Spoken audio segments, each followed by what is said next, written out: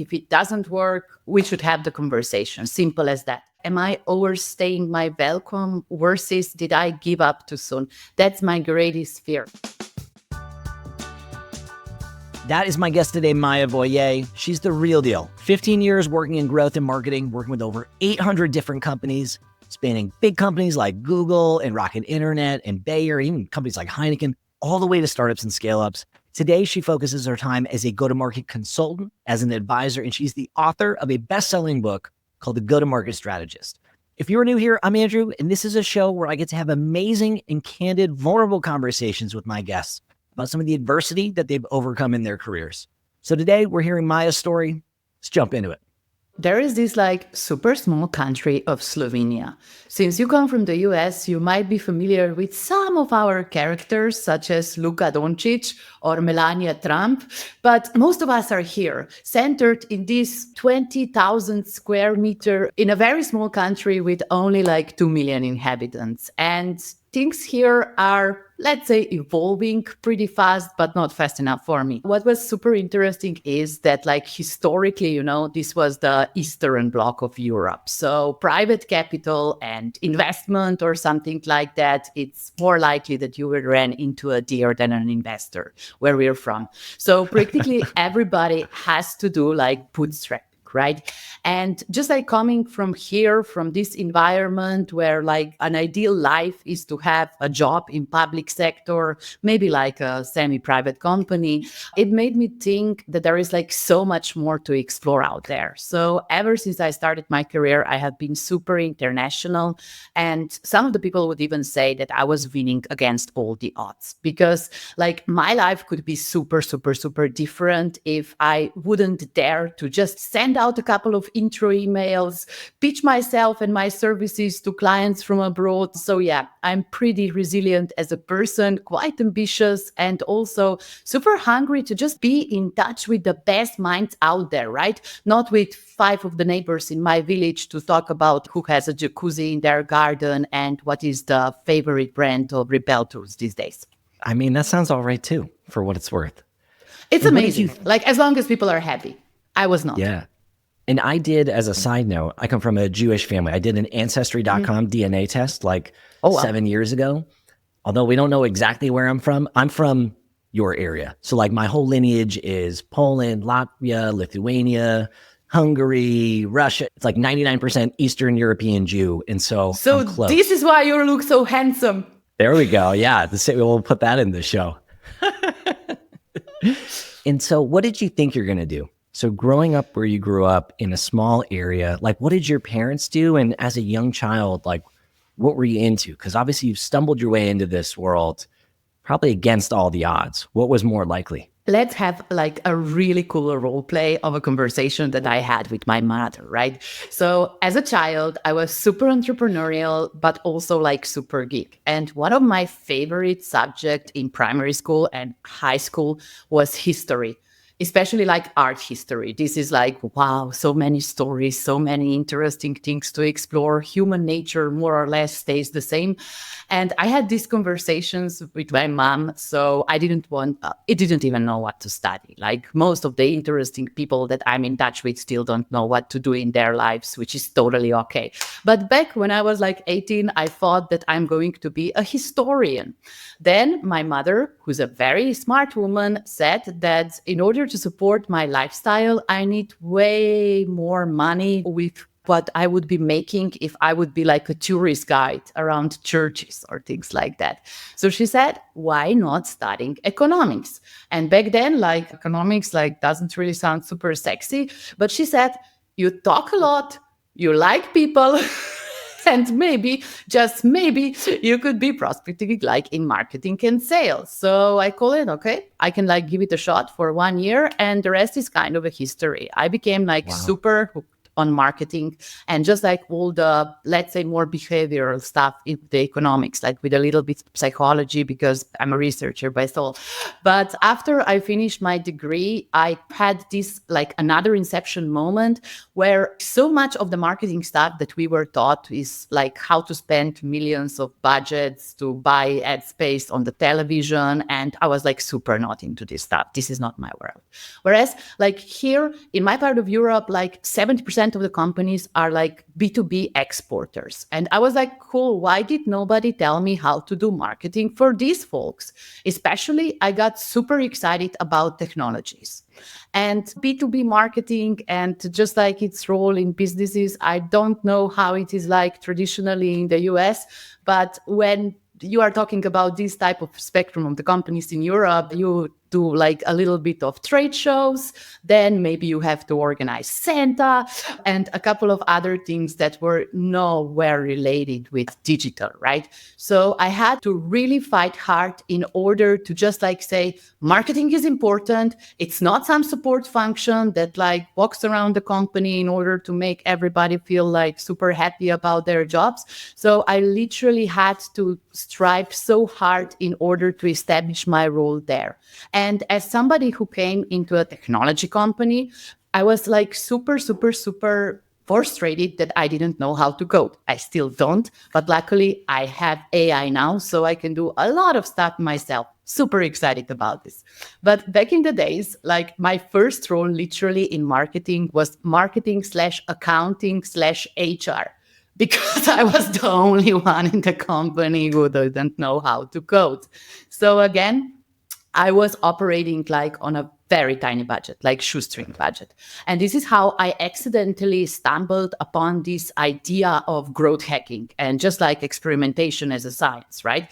Where it was kind of a first time in my career when somebody like said to me that we can do a lot with very little if we follow the scientific method and we think a little bit more subversively. So from that point of time, I was hooked. So you've gone on to do objectively all these really impressive things, right? You've written a book about go-to-market. You've helped hundreds of companies grow faster. You've trained other solos or helped other solos with your Substack and some of your content.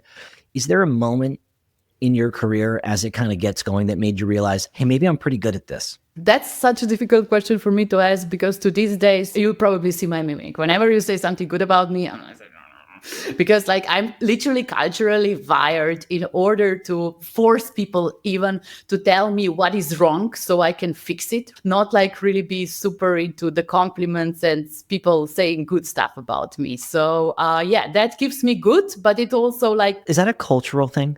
Because I've gotten to coach and advise and interact with people from all over the world. And I find that there are certain areas of the world where culturally, it's like the love language. The love language is like critique and criticism. And it's so easy to ignore the attaboys and the attagirls and the pats on the back to focus on the things that you haven't done. Is that popular culturally where you are? Is that typical? That would be a very good assumption. I cannot like shake away the responsibility and say that it is like I'm doomed. This is how I am. That it's not like I would love to improve this, but still, I don't know if it is like imposter syndrome or whatever sort of traits. I'm not an expert in this type of things, but yeah, it's pretty hard for me to embrace a compliment. Long story short. This episode of the show is brought to you by Navattic. In fall of 2024, Navattic just launched their free plan, which allows product-led SaaS businesses like yours to publish and share interactive demos. So I was super excited to have Natalie, who's their head of growth, come back on the show. She's been on before to tell us all about the decisions that happened to enable the freemium launch. Because after being sales-led for 3 years, there were a ton of details to detangle, and we explored them all. Why freemium versus free trial, how this fits into Navattic's strategy, how they were able to get sales and customer success on the same page, their rollout plan, and of course, the KPIs they're using to track success. Subscribers to the show will remember that back in May, I actually published an 8-part interview series with Natalie and her colleague Raman from the Navattic growth team. And in that series, we talked about if freemium might be a part of Navattic's future. At the time, it was still in the idea phase. So this was a major update. In the conversation, we covered a ton of ground. It's going to be interesting and educational for anyone thinking about launching freemium or anyone who's already running a freemium program today that wants to see under the hood of another business. catch our entire conversation either on my YouTube channel, just look for the behind the scenes playlist on my main page, or by searching for behind the scenes on any of the major podcast platforms under the Delivering Value podcast umbrella. I hope you enjoy. This episode of the show is presented by Appcues. If you work in product-led growth, you know how important activating and engaging new accounts is.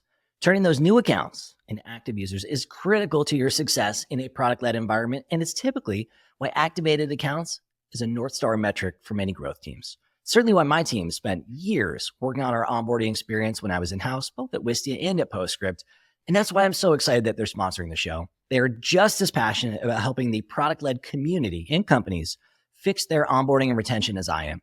They are the leading product onboarding and adoption platform for both web and for mobile apps, and they've created tons of resources to help this community. They've got the Product Adoption Academy, which is where you can get a free masterclass, like think courses, templates, examples, all the good stuff to help you break through your current plateaus and level up your product chops. I've got a course in there. It's my Value First onboarding course where I share the exact playbooks that my team used to help us onboard hundreds of thousands of new users.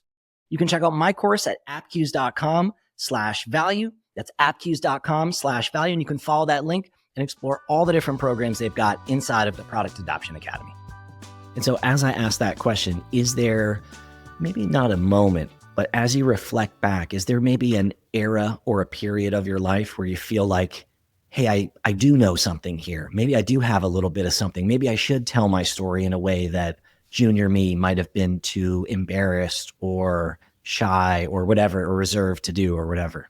I could not pinpoint like a single moment, but like seriously, I think that I'm doing so much better in that arena because I have a critical mass of evidence, right? So far, yes, I made a bestseller, like a best-selling book. I have been working with like really cool companies and like it helps me to believe it. But still, like to these days, I get a little bit, but there are so many better people out there and I should never, ever, ever really let go. I should keep on fighting. And that keeps me good in a way, but it's also like a little bit of emotionally taxing from here. Yeah, and I understand that viscerally myself, right? Being on my own, I feel that on a day-to-day basis, right? Because it's a sliding scale of mastery. I don't think you ever feel like you master especially in AI things. right now. It's crazy. Right. And it's almost like the circle, if there's a growth loop of like knowledge where there's, you know what you don't know, you spend time learning it, you feel like, hey, maybe I got a little bit. And then all of a sudden you learn enough to know like, holy smokes, there's so much nuance and context and like details here that I don't know. And you almost kind of go back into learning. And then, yeah, totally. AI just shook up the whole thing where now all of us are back in learning mode.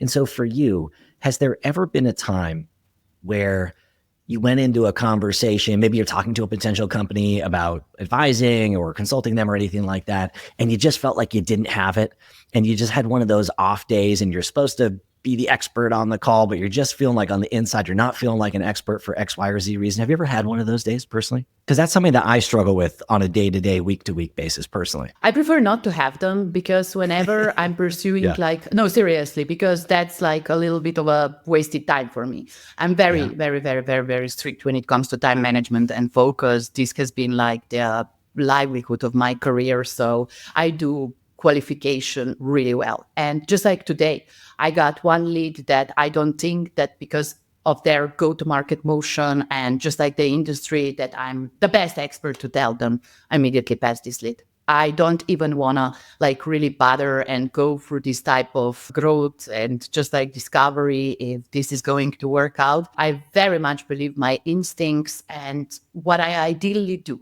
Sometimes okay, I take a little bit of leap of faith and try something else. But most of all, I'm trying to replicate case studies that have worked amazingly well for me because this is like the easiest way how to sell something. So we did a pipeline of 60 million for this specific company, which is like so much like you. And this is just like something that is super easy for me to transfer onwards in terms of how I'm doing the sales and discovery. I am like trying to do some work in other industries as well, especially now with AI. And in these cases, I'm like super transparent. We have done this and this with this type of companies. Specifically, I haven't tackled that specific vertical, but here is my proposal of how I would structure this. Do you want to give it a go? So you almost release some of those feelings and lead with the transparency as a tool. Totally. Like to me, this is a go-to tool always, because I realize that whenever I don't know how to do something, I should just tell people, because otherwise I'm just like bringing so much trouble and so much like bad stress into my life. And most of all, why this is super important is because I don't like other people to learn on my money as well. So if we decide together to go on this adventure and try to figure it out, that's great. But yeah, I am brutally honest when it comes to these situations. You know what's so interesting? Mindset wise, I actually do the opposite, where I'm like, oh, I want to do this thing. I've never done it before. I want to learn it and I want to get paid to do all those things because I think I'm going to provide value along the way. So it's interesting. My favorite part of the show is getting to hear the different perspectives and things. And it's interesting just hearing you reflect on that, because I'm like, oh no, I want to get paid to learn it. That's interesting. Super interesting. I prefer to learn on my business, just like because I don't know, the mindset or something like that. Who knows? I'm not an expert when it comes to why. And so, I want to dig into a few of these speed bump moments. So maybe where we could start, could you tell us about a time where obviously you talked about getting a burden of proof or lots of proof as a tool to help you increase your confidence and things like that. Has there ever been a moment where you questioned whether you belonged in a role, whether it was in-house or supporting a client? Absolutely. It usually happens in these like transitional moments. So whenever a company, for example, gets an investment, and one of the baddest one for me was when I initially joined the team to do like product-led growth, and I was very familiar with that ICP. Sorry, I'm being a little bit vague here, but intentionally so because I cannot really bridge that NDA. So PLG and ICP that I'm very familiar with. After they had like this new investment round, the decision was to do like entirely different ICP resellers, more of like the partnership go-to-market motion, and like to tackle an ICP that I like literally had zero proximity to. So access, knowledge, whatever. And the second thing that was really off to me was because I didn't fully believe that this is going to work. I was literally like too sold on the previous mission, and this is the mission that I signed up for.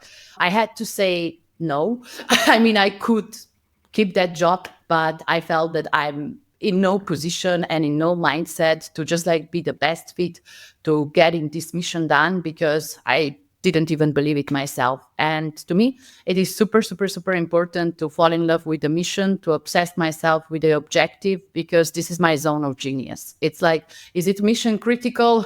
Let's go. That's a good mindset for me. And if something is changing again and again and again and again, I get like a little bit fatigued. And is this a company where you were working in-house or a company you were advising? In-house. Or can you just contextualize the Yeah, I was the context? first growth hire there, and things were good. They pivoted like to a completely new, different go-to-market motion and ICP. We had this heart-on-heart conversation that I was a great fit for this role, but how this is evolving, we no longer see the future together. And so when all that happens, because I think different versions of this story are really common, especially in early stage life, where whether it's an investment round or a change in competition, or now with AI, there's like massive technology change, the company decides to shift directions. And because of that, when you're in the types of roles that you and I work in, it changes everything. And sometimes, sometimes you recognize you're not the right fit anymore. Sometimes the company might recognize that. Is there a moment where your intentions are maybe at odds with the reality of the situation? Meaning you're trying to build your book of business, you're trying to build your folder of undeniable proof, you're trying to have a large impact, you're trying to be an expert who can figure stuff out. And now all of a sudden you're in this environment where that intention is no longer the right fit for what they've got. Like, is there this moment where you recognize like, hey, this is no longer the right deal for me? I'm very results driven. Same as you, Andrew. This is our selective profession. I do envision this product market fit as a cycle, right? So we have multiple iteration to just like nail our ICP, our business model, our channel, and just like the product itself. And if we have done all these spins like 5 or 7 times, I would literally have a very honest conversation with the founder. We did our best. This is like the trajectory that we have created. In order to move forwards, you need somebody else, or you need to do something else. I gave it my all at this point. How does that happen, or how quickly does that happen? Right? So they're getting the round of funding. you in your head start to realize, hey, this is probably not the right fit for me? Is this like one of those things where it happens on a Monday and Thursday you have a tough conversation, or are there a few half steps along the way? Do you share this information with a friend or with a partner? Do you kind of spar with a peer in our space, or do you just mull it over yourself? I don't know if I'm introvert or not, still trying to figure that one out. Yeah. But to me, it's very clear because we are staring at these like spreadsheets and KPIs and whatnots every single week together when we are doing sprints. And if there would be like more than one bad quarter, and that would be a lot for me to take, like I would literally probably raise the alarms after 1 month if the things wouldn't add up. But yeah, I mean, I'm trying to be a realistic and pragmatic person always, but most of all, I wouldn't like to overstay my welcome, never. Because what I can say really honestly and very frankly is that we will try our best. And mistakes happen in all sorts of different shapes and forms, right? For example, I have been working with some teams who were terrible in execution, but I mean, like, seriously, nothing got done week over week. And I was just like, guys, this doesn't make sense. Either like we hire an agency in order to move things forward, or we just like reconsider if this is like worth prolonging and doing. Why? Because I do believe that, look, we have one life, we have very limited amount of time. I would love to work with amazing people creating like tangible change. And at this point, I feel that we are wasting each other time and money here. I think that takes a lot of courage. I don't think that way. Like, to me, it's just like, okay, this is not going to work. Let's try to resolve it. Have you ever had a bad relationship before? Bad friendship, whatever. Like, the longer you are in that constellation, the worst version of you is going to come up out of this process. So I totally agree. But I think as I reflect in my own journey, there are some places where I stayed too long and my regret was probably not leaving sooner. Other places I stayed too little and I wish I stayed a little bit longer. And so I think it's really hard for a lot of people to objectively take a step back and look down and reassess. Am I liking what's going on here? Is this the right fit for me? Is this still aligned with my vision of where I'd like to go and how I'd like to be? And so I actually think it takes a lot of courage and it takes a lot of skill also to do that, because I talk to a ton of folks who have gone through some major change or their company's gone through some major change and they just keep their head down and they just sort of stick to the work and they want to see how it shakes out and they kind of ride it out. And you don't do that. So that's really interesting. Thank you. I wish I had something else to say, but to me, it's just like, is this working out or not? Of course, I'm going to do my best. I'm going to put in like a critical amount of reps. And after, like, I knew that I gave it everything. If it doesn't work, we should have the conversation. Simple as that. And it literally, like what you said, resonated so much when it comes to just like, am I overstaying my welcome versus did I give up too soon? That's my greatest fear. I do have a couple of companies that are super successful now, but like in their early stages, when we started to just like talk if we should collaborate together, I didn't see that potential, right? So I guess that this is a risk that every investor or like every seasoned growth personaire has to live with. And what I learned is literally like, I am making the best decisions with intelligence that I have at the moment. Maybe I have worse days and better days, but I don't like to blame my past self in order, that's the one who got away. Yeah. You know, it's really interesting. I actually have almost the exact same phrase word for word that I replay in my head. And I can't remember where I learned it. There was some point in time where I was always so zoomed into everything and always waiting for more data, whether it's qualitative or quantitative. A lot of times I moved too slow. And I think it was a mentor of mine was like, look, your job isn't to be right. It's not to have all the data. There is no perfect decision. It's just make the best decision you can with the information you have available, and don't beat yourself up over whatever that decision is. So it's really interesting that you have more or less the same mantra that you repeat to yourself. It makes it a little bit easier to sleep at night. But fear of missing out is real. I mean, in our line of work, there will always be some things that will, if only I did that, or if only I took a little bit longer. So yeah, these are, we cannot bait in our regrets. Hey, I hope you're enjoying this episode of the show. If you are, please don't forget to hit that subscribe button on whatever platform you're listening on. The data shows something like 40% of the people who listen to the show are actually subscribed. It is the best way for you to support the show, and it helps the algorithm find other listeners who are just like you. If you're feeling generous, a quick rating or review makes a huge difference as well. Thank you so much for listening and for your support. Now let's get back to this episode. And so what's your piece of advice to someone listening to this that's working at a company that's going through a major shift, whether initiated by AI or just the market conditions slowing down or a competitor situation, who's starting to have their spidey senses tingle, like maybe this won't be the right fit for me. Things are changing massively. I'm not sure that I'm part of the future here. What would be your piece of advice to that person who's listening today? Take it with a lot of reservation, but I literally had this case like 14 days ago. So one of my friends, he's leading AI department, like serious AI department, enterprise-wide for a unicorn company. And he hates his CTO. There is a new guy and like he's literally like, in his words, ruining everything that he has built so hard for some years. And the conversation literally went like this.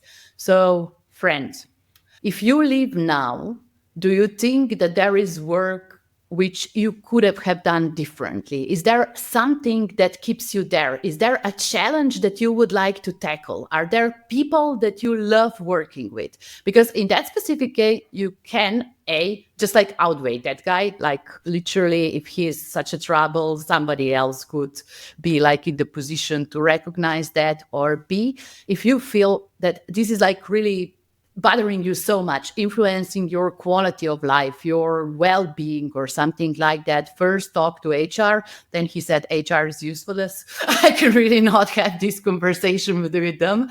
And how this evolved is literally that he decided that he won't be pursuing any radical changes right now, because the guy, like, he is investing in 4 different real estates at the moment. He has like his partner and it's very nice living situation for him. And literally like staying was a function of optimizing for his lifestyle decisions right now. So it wouldn't be safe for him to just pursue any radical change now. But if he would be literally like walking around the world with gastritis, for example, if he couldn't sleep at night, if he felt that this type of job is taking a toll on his health or something like that, I don't think that this is a price worth paying at the moment.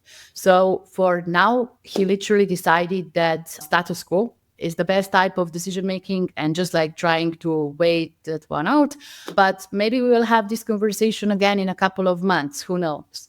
But the thing is that the guy built so much legacy there. Like the use cases were amazing. He was just like promoted several times, and it would be stupid for him to just like leave it all out.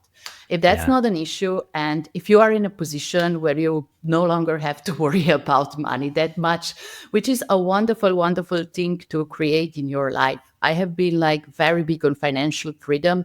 I always have to have this type of safety net because it makes me better decision. If I had like a bunch of credit and a lot of obligations in my life, I would probably make decisions a little bit differently. So this is why, at least like in my value system, it's very good not to be dependent on anything if you can create this type of life. And it doesn't have to be like this lavish, rich lifestyle or whatever like that. It's literally just like you building up a financial reserve of 6 months of your normal expenses or something like that.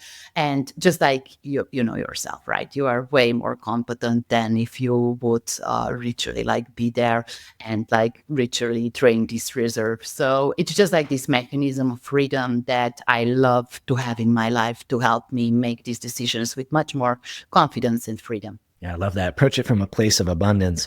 And what's really interesting hearing you tell the story about your friend, I've read the book Radical Candor. One of the things that always stood out to me in that was in the book, they talk about the different chapters of your life, and that there are some chapters where you want to be a superstar and there are some chapters where you want to be a rock star.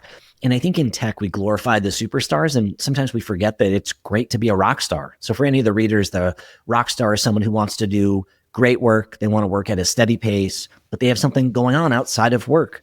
Maybe it's a family member who's ill. Maybe they just had a child. Maybe whatever, right? There are many things that go on outside of work where our focus is there. And because of that, We want to do amazing work, and then we want to sign off and hold our boundaries and invest in the things that are outside of work. We're not at a time where we want to be working late and long hours and going for promotions and bonuses and things like that. So what I heard you say is that your friend was going through maybe one of those rock star periods where they've got amazing things going on outside of work. It doesn't make sense to, no pun intended, rock the boat at work when there's so much going on outside of it. And it makes sense to just stay the course, stay steady for the meantime. Yeah, I love it. And also these like prolonged periods of delayed gratification, these, Andrew, were the major milestones in my career. So all the time that I had to move to the next like milestone, it's connected with like a very bad period of maker mode.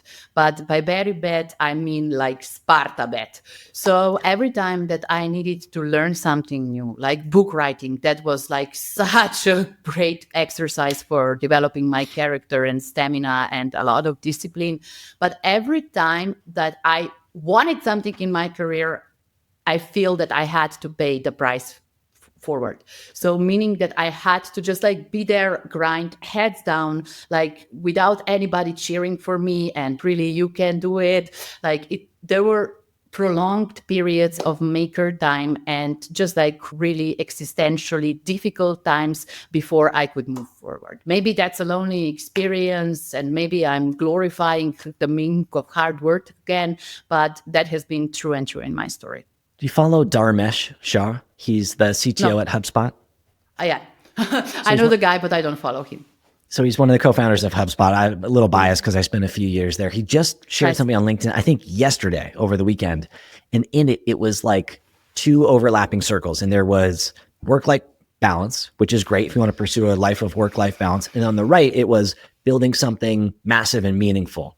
And he basically just showed that it doesn't exist for you to build something that's massive and meaningful and having a big impact, and also to have boundaries, and that you can have these different chapters. And that's kind of what you're describing too. So how do you motivate yourself to go through one of those periods where you're going through some of the suck to get to what you're hoping is going to be on the other side, but you don't know, and it's not guaranteed. So how do you motivate yourself during some of those intensity periods?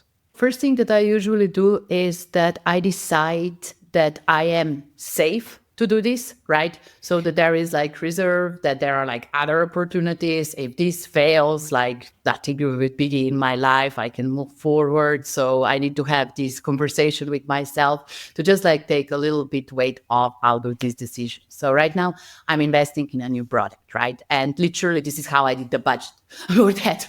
Can I live without X amount of dollars? And I was like, yeah, sure. Let's sure. If everything fails, like I can still live forward. It never happens. These are like stupid, bad thinking, negative scenarios, but they help me keep my nerves very calm. Like if this fails, I can live with this. I want to shift gears a little bit, if that's okay with you. One of the things that I hear about all the time when I get to work with either people who are working in growth or growth teams, at some point is feedback that they receive, that they take with them, that they get stuck on, that they ruminate. And sometimes it ends up becoming an amazing part of their success. Sometimes it becomes something that they have to work to let go of. So I'm curious if there's been a moment in your career where you got some feedback that took you a little bit of time to process and move through. It's such a great question. I literally had to fight with this one for years. I would never repeat it myself, but it takes money to make money. And that was really hard for me to comprehend because I was there like in my early 20s trying to win against all the odds. We didn't have the money. We had bloody good people. We had an amazing idea, but money is definitely not something that we had. And it haunted me because I literally felt so deprived that we didn't have budgets as big as our competitors. I was all the time, if only I could be spending more on ads, if only I could work with this and that, the influencer. I couldn't. And I had to learn how to win without this, right? So that really shaped me as a professional. I know how it is like to just be there on a shoestring budget, without the budget sometimes, like trying to grow part-time projects. If you are working like from distant parts of the world when you don't have the access towards these giant resources, I get this. So this is literally reflected in the way how I'm explaining growth and go-to-market as well, because I am all the time trying to provide like relatively simple zero budget or like very tiny budget tactics because that was my reality. And I don't think it takes money to make money, but it definitely helps to scale faster. Why is that the story that comes to mind for you there? Did you have a preconceived notion in your head of what should happen and then this was different from that? As a person working in growth, you are always under so much pressure, right? And everybody tells you what you should be doing. The problem Of is course. nobody has to do it with you. So all the time, like you are getting pitched with different offers and you see competitors doing like amazing work somewhere. And then you are there trying to strategize with the resources you have at your disposal, trying to make the best out of this. And yes, I mean, it is painful. It is like super, super, super difficult for me to comprehend like that specific competitor worked with these influencers, but maybe like cook waters a hat or something like that. I will try to figure out something different. It's hard, but not impossible. And so, what's your advice to someone who's listening to this, who's kind of in that situation, who's in a company trying to do something world class, trying to do something that future them can be really, really proud of, but they're handcuffed because of the situation that they're in, whether it's budget or headcount or whatever it is.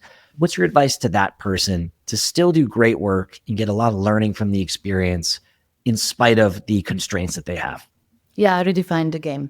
I mean, if you cannot win in a traditional game that everybody else is playing, the good strategy is always play on your strengths and the enemy's weaknesses, right? So if you are there and you have an amazing team of developers, you would be gravitating towards some sort of engineering, marketing, or like AKA free tools to generate leads. And whereas you cannot really put 100K into LinkedIn ads, you could be mastering the art of viral copy, writing for hooks or something like that. So my message is you can always do something, absolutely no excuses, but you will have to redefine the game and win among your terms with the resources that you have at your disposal. But the good news is that makes legend. Oh, I love that perspective. I love that perspective. So you seem like someone who's incredibly resourceful, right? I would imagine that if one door is closed, you break down a different way to get there. That's just the vibe that I'm getting from you. That's the energy. Everybody says so. Yeah, which I think is great, right? That's probably what makes you special. I'm curious if that's ever gotten you into trouble. Like, you ever had a major mistake at work? Do you ever make mistakes? Of course I do. It's just like, I don't know if this is a personality trait or it's just like this infectious optimism, because I believe that humanity is benefiting so much from technology, that the talent is out there, that you can literally learn anything you can in order to progress in your career and in your craft. So I'm all the time like, yes, we can do it. Sometimes to the extent that some bosses or clients find it a little bit disturbing. So that's like beautifully practiced in the anecdote when I got presented like a speaking gig, and I didn't clarify it with my boss back then because he was in Asia and like I had to act and go out tomorrow. And I thought that I'm going to be praised and celebrated. Wow, you made us an additional exposure at event. Instead, I got shitstorm, meaning that I was not authorized in order to do that. And I'm not like officially valid in order to say something like that or something like that. So yeah, my like ask for permission, the ask for forgiveness, not permission mindset back then backfired. But hey, these anecdotes are super rare. In the majority of cases, being extremely proactive yet mindful about other people and like their objective or something like that is a winning combo. Because tell you what, most majority of the listeners of this podcast even, and I'm not trying to target them, I'm just like proving this point with an example. They will not add me and you on LinkedIn. They will never tell us that this episode was great. And just like these small acts of being proactive really helps you stand out, develop new relationships, develop new opportunities. So this is something that is my greatest advice to everybody out there. If you like something, tell them. If you don't like something, politely tell them. You can still ask, like, why do they feel like this or something like that? But be out there, like, be vocal, interact with people, just like do something, because the only thing that produces tangible change in your life is your proactivity. Nobody waits that they will discover you. So that was just like a little bit of rant from my side, but I think it's so important. And so this is one of those times, just to go back a minute, you were saying, hey, my default is always to be proactive. My default is always to say yes and figure it out later and ask for permission. And typically that works out just fine. But you were saying that there was some example where you had signed up to be a speaker in some way, shape, or form, and it was the opposite of what you expected to happen, where it didn't go well and it wasn't received well. And can you just elaborate a little bit more on even why you were interested in doing the speaker thing and what it is, and then what the reaction was from the company side? Sure. So my logic of doing whatever sort of growth is always like, the more people knows about us, the better. As long as I'm promoting the company, I'm winning. I'm making like contribution towards this. So the intention behind this was like totally well intended. I didn't want to like do it because of my ego. Little did I care about this event. But I thought, okay, here is an audience of 300 people and I could present this technology to 300 more people. I thought it is a very good thing. Why not? I thought that it is like participating towards my objectives and my role at the company. But I should just like clarify this. Looking back, I just think that I was not formally assigned towards doing this effect, that the line of command was breached, and I suffered because of that. To learn better. And so do you end up going to the event or do you just scrap it? Oh my God, me and events. And also like yay saying versus no saying. That's one hell of a story, Andrew. So I get bombarded with these like conference pitches now. Before, I would be like pitching myself in order to have these presentation slots and the opportunities that are presenting now. 5 years ago, I would kill for these opportunities. But every time I had to just like have this super difficult conversation with myself, and my husband said it beautifully.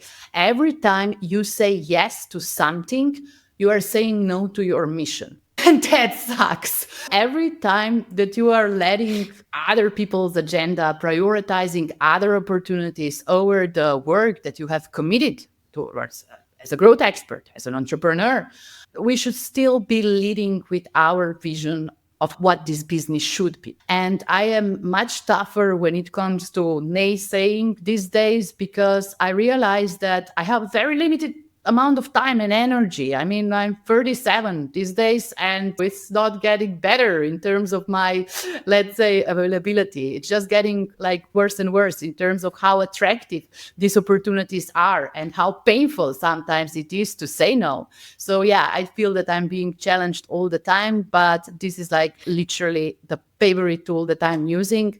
Is it mission critical? Will this get me closer or further away from what I'm trying to achieve here? And the borderline here, like, I mean, literally the common denominator of everything is that you have some sort of goals, objectives, some sort of mission in your life. Otherwise, you will be dragged at a billion different places and everybody will want to grab a piece of you. Andrew, do you ever feel like this? Oh yeah, all the time. I mean, I think about my calendar like this, where I think if you don't block aside time to do the things that are really important to you, you give it away. It's an oxygen mask. Yes. And then at the end of the day, you look back and you go, well, I didn't make progress on the things that were important to me, but I was really busy. And so to me, it's really important for me to know where I'm headed and to set goals and have a vision of what good looks like. And then also to set up my time and my calendar in a way that allows me to do that. Otherwise, I just give it away. And I say yes to things because it feels nice, or I just don't have something else to prioritize over it. So yeah, that resonates with me deeply. Excellent. Because I do think it's so important that we just like face the reality that if you say no, you're not a terrible person and people won't hate you and you won't die alone. I mean, in reality, most people react quite nicely if you say no in a polite manner, right? Well, and you let them know, hey, I don't have time to do this. Right now, I'm hyper-focused on growing my own business. I'm really zoomed in for me to create the podcast and see if I can grow it into something special. And unfortunately, that means I need to say no to amazing opportunities like the one that you just pitched to me. Know that I'm cheering you from the sidelines. And if I can help anyway in 6 months to a year, I'd love to revisit. So I usually would try to tell them, like, I'm saying no, but it's not that I'm saying no to you. I'm trying to say yes to me. And it's a shift in mindset, but it's still hard. It's still hard, but I do think that it's so important that we talk about this, because otherwise it's so easy to be in this position of a doormat when other people are in charge of your calendar, and you can no longer even grasp, as you nicely described, time and bandwidth, energy, like the good time in your day to do the work that really matters. So you should follow this template that Andrew just so nicely put out for us. It's a good template. I borrowed it from someone much smarter than me. There's another entrepreneur who I look up to. His name is Jesse Eitzler. He kind of blends family life and work life kind of all into one massive schedule and a set of values and decision-making principles. And I just thought it was really beautiful. And I've been trying to implement pieces of that into my own world. And so you pulled the string on one of them today. But yeah, something I've been thinking about a lot. Hey, if you're enjoying the stories on this show and feeling like you're ready to tackle some of your own hurdles, I'm here to help. If you didn't know already, I offer one-to-one coaching specifically for people who work on or around growth teams who want to have a bigger influence and impact in their roles. Maybe you're navigating some tough moments, whether it's managing your team or handling feedback. Maybe you just want to step into a bigger leadership role. Or maybe you're at a unicorn company today and you want to make sure that the company doesn't outgrow your skill set. Either way, I can help. If you're interested in learning a little bit more, head to deliveringvalue.co/coaching. to learn a little bit more and set up a call with me to see if we jive. All right, enough from me. Back to the episode. And Andrew, just what I think it's so important to also highlight is that you could be optimizing for other things as well. For example, you could be optimizing for happiness. If you feel that you have done whatever you were meant to do, and just right now, it's a period when you can take it a little bit easier. You can optimize for happiness in your life. You could optimize for health, which is what I'm doing at the moment. So every morning I have a little bit of a workout. These are super funny workouts. It's me with the weirdest aerobics instructions with dumbbells. Nobody should ever see how I work out. I do it in the privacy of my home. But it's so important for me. I literally feel better, stand taller, and I think I have much more energy. So what I think it's super important to just figure it out is what works for us in a day, in a month, in a year. Because everybody can go and outwork themselves for a couple of weekends. I mean, we got this. We have been doing this before. But in the long run, you could end up having a very miserable and lonely life. So just pay attention that you are living according to your values and that you are just living a little bit more holistically, if that's important to you. If you're a hustle bro and that brings you a lot of joy and high spirits, that's fine. Live your best life. But if that doesn't resonate with you, just pay attention to the values that fills you with more joy and meaning. What's something that you had to say no to recently to prioritize your health in the way that you're talking about? Meetings in the morning. I gladly did this. Well, this morning for me, this is afternoon for you, right? Okay. So I'm lucky that you haven't said no to me.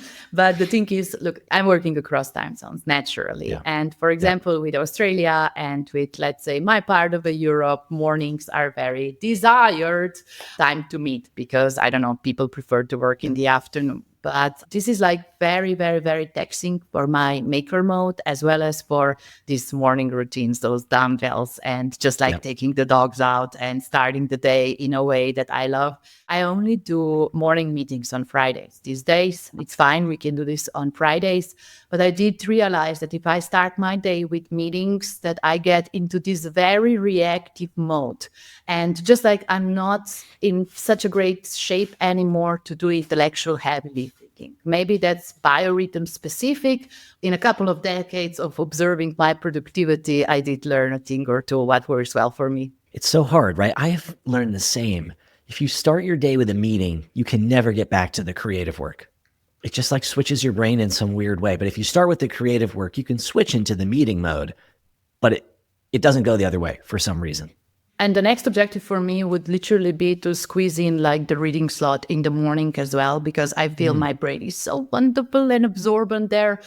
So right now I'm doing my writing in the, let's say, 6 a.m. to 9 a.m.-ish slot. And I get a lot of work done, my best work. I would say my best work done during these slots. But yeah, in the next iteration, I will try to squeeze in more input as well. to get better, And is allegedly. that just kind of what you do to maximize, like to set yourself up for an amazing day? So you said you wake up, you write from 6 to 9. Do you have breakfast in there? Do you wait till afterwards to have breakfast? Like, Intermediate fasting, but I do have my recharging electrolytes, tonic, if that counts as food. and so what comes after that? So deep work, 6 to 9, a little bit of electrolytes, get the sodium in there. What happens after that so that you set up a great day? Because I'm always curious about this. Then approximately like my team is a little bit, let's say, later than I am. So then I start to interact with my teammates.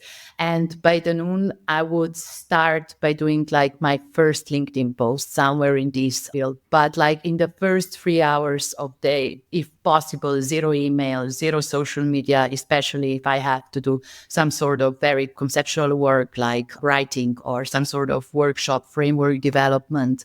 Ideally, I would not touch anything external. I would just like be there in my focus zone. And later on, around 10, I do have my workout. The workouts are a little bit, let's say, non-structured at the moment. So I'm currently in as long as you are moving, you are winning perspective to keep up the routine.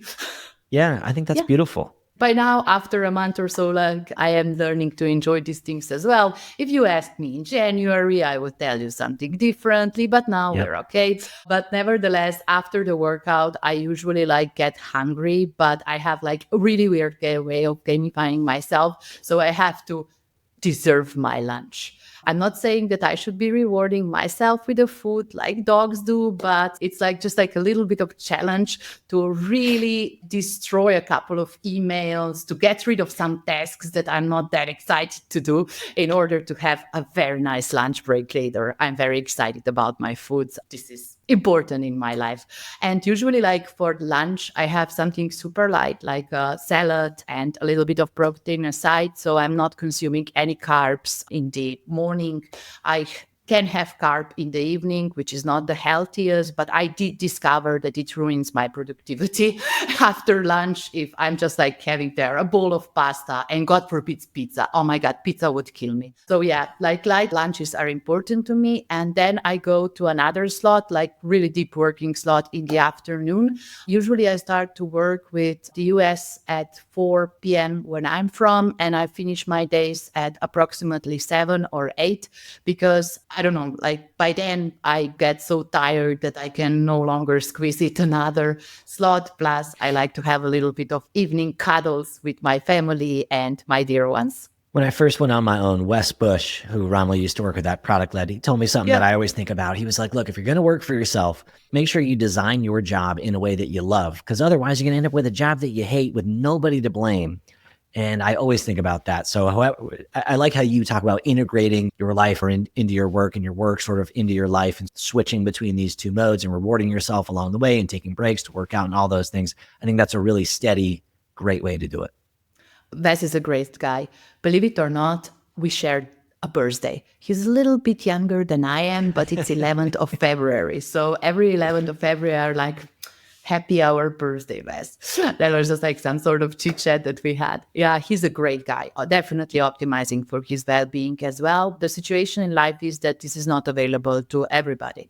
I started some of my work days at 7 a.m. I had to be in the office, and we work with what we can. But I do encourage everybody to just follow their biorhythm. If you feel that you are more productive in the morning, try to just like organize your time in order to squeeze some sort of like deep work slots there.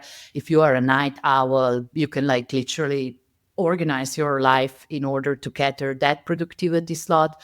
And what is super, super important to me is to just like understand the activities that train me, like really remove my focus, make me miserable or something like that. And one of the biggest one was social media. Seriously, like when I said that I'm off Facebook and Instagram, I mean it, because that stuff, I think that like as if it would be engineered to make me miserable. Maybe I'm alone in that type of thinking, but yeah, I don't consume social media as a private person. And so how do you get most of your business then? On LinkedIn. Yeah, or through your Substack email list or through word of mouth at this point? Yeah, so what is super, super, super important for me, Andrew, is that we are creating case studies. We are in business of producing results, and I'm trying to document as much as possibly available, so not violating NDAs. And I'm doing collaborations such as I do today, but this one is not about go-to-market. That's a little bit of a more lifestyle podcast, which is new to me, but yeah, definitely an interesting experience. So in my business, I will just like describe it as with go-to-market motions. That's a vocabulary that's very near and dear to my heart. We get the majority of leads through inbound. That's me writing on LinkedIn 6 to 11 times a week. That's a very engineered content plan. I'm doing the best I can. Reach lately has been a problem for us, but we're tackling it. Then the second thing, which is super, super, super important for me, is like ABM or ABS, account-based marketing, account-based sale. Because whenever I have a workshop or just like I've been working on some cool programs with VCs, for example, it's my duty to present that case study to a couple of other people who could benefit from this. So I outreach to them and we organize a little bit of a demo where I present this case study. And last but not least, partnerships are extremely important in my line of business. I have a couple of colleagues, so every service business literally gets 70 to 80% of their new leads through recommendations, if it is not like really severely engineered to work differently, like with meta ads or something like that. So that's perfectly normal. And I am trying to build more product-led thingies in my own consulting business, working on digital products, making sure that we have a lot of lead magnets all around the place, trying to automate more work. But yeah, so far, just like this inbound has been indispensable for us. This is something which is heavily connected with the success of our business and with our pipeline at the moment. It's funny. I'm on the same journey to try to create more lead magnets and downloadables. And I'm working on a 5-day email program right now just to try to automate more of this stuff. Because you're right, we're so beholden to the algorithm. I get 80% of my business through LinkedIn. And, you're one algorithm change away sometimes of feeling irrelevant or having your business slow down. And so I want to de-risk that in my own circle and just impact more people in the world. So I'm on the same journey, but it always feels like we're behind, doesn't it? At least for me, I'm always like, man, I should have done this 2 years ago. Like that's always the story that I tell myself. I always have to interrupt that and be like, no. And the second best time is today. Let's just build something great. I love it because in our line of business, we compete or just like work with a lot of very smart folks. And I always say to myself, you can do anything, but you cannot do everything, right? So given the information and like the experience that I had 3 years ago, I did the best I can. The only thing where I would literally blame me for anything is if I had a feeling that I didn't try to do the best out of the situation that was presented to me back there. Yeah, we should always be improving. And just like very interesting side note, I would suggest everybody to start just collecting emails, making sure that you're not totally algorithm dependent, because I was temporarily restricted once from LinkedIn. It was a terrible day in my life. I thought that I will lose my business. Okay, I'm dramatizing here. But yeah, I was afraid. I was literally didn't know how to cope with this. We had like this viral magnet and accidentally I sent out so many DMs because I didn't know that you can only send 100 per day. That's an important lesson. But yeah, we triggered like some sort of security measure on LinkedIn. And then I tried everything. I WhatsApped to my guy who's working on LinkedIn. He was not very helpful at that specific situation. I was like calling out my influencer managers and like other colleagues who are like very LinkedIn savvy. Now I can say that the most interesting people that I know have been temporarily restricted from LinkedIn because we are playing around with automations and just like trying to make sure that we are not completely algorithm dependent or just like we cannot spend 8 hours on LinkedIn a day either. And we like to play with new technologies. But nevertheless, yeah, that was like a terrible day in my life. And I hope I won't have the opportunity to re-experience it. How long were you banned for? 24 hours. Wow. And did anything happen? Like, did they send you an email being like, all right, you're out of timeout? I couldn't reach the support. That was the most frustrating thing for me because I was literally like restricted. I couldn't access the platform. And then like my husband tried and like engaged all the friends, like whoever would track me. Then we were successful through X. We literally like found one forum on X how to do this. And it's just like I felt like a piece of shit there because we are paying for LinkedIn Premium. I am pumping like a lot of good content out there. And it was just an honest mistake of me trying to deliver something that I promised to people. I literally triggered it manually without automation, which is the frustrating part. Yeah. Yeah, that is shitty. So I want to be mindful of our time. We got just a few minutes left here. What is something that we haven't talked about yet that you wish more leaders were honest about, whether you work in marketing or you work in growth? So the hard work, literally like heads down working because everybody that is successful will tell about like work-life balance and like all the cool stories. But just like we do sacrifice a little bit of a lifestyle in order to make sure that we develop those type of legendary epic tales of growth. So nobody really talks about this. It's not really popular to talk about this, but like honestly, when I am launching, I'm working like 70 hours a day. I work all weekends long for a shorter period of time. This is not okay, but it is needed. It is needed to get the job done. So I'm not shying away from saying to people that it is hard work. And the second Yeah. one would be just like this mindset of abundance versus mindset of scarcity. Coming from my cultural background, you feel afraid all the time, right? So there's something going on. I might be in jeopardy, like my blizzard brain is on fire all the time. And I don't know, it took me the longest time to just like comprehend that people are not dangerous, which sounds stupid now that I'm saying it on out loud. But like seriously, I had the worst relationship with competition. I was just like all the time thinking, if Andrew over there has a client, then maybe like, and it was stupid. It was stupid. This is how I was thinking in my 20s. Right now, as I am elevated and like maturer and like doing a little bit better in life, I love to work with other folks.